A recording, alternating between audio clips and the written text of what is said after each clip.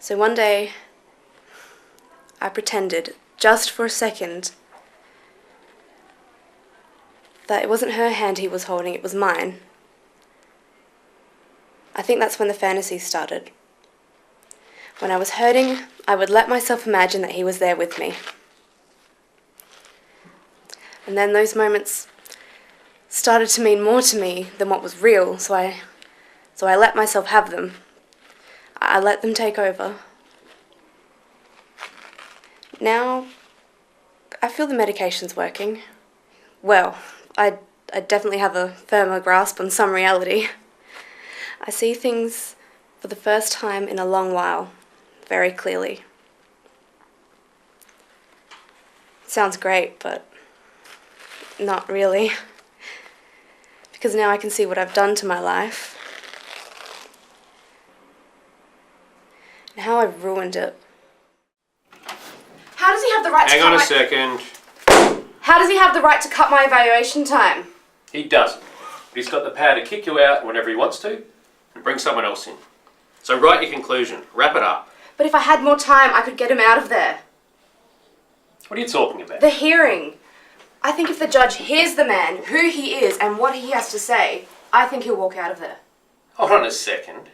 You're not his defence attorney. You're not his pal. What are you after? Oh, big time ending for your book. It's not about a book. It's not about my career. It should be. We won't be getting married in a church. David's Jewish. Jewish? He's a Jew. You are aware that the Jews killed our Lord. And you're aware, I suppose, that our Lord was Jewish? I suppose he told you that. We're all very sorry about what happened during the war, but that's absolutely no excuse for that sort of malicious and untruthful propaganda. Anyway, I can now see you're far more in need of responsible advice than I realised. Nobody does anything worth doing without a degree. And nobody does anything worth doing with one. No woman, anyway. So, what I do isn't worth doing, or what Miss Stubbs does, or Miss Wilson, or any of us here, because none of us would be here without our degrees. You do realise that, don't you? And yes, of course, studying is hard and boring and... Boring! I'm sorry. Studying is hard and boring. Teaching is hard and boring. So what you're telling me to be is bored, and then finally bored some more, but this time for the rest of my life.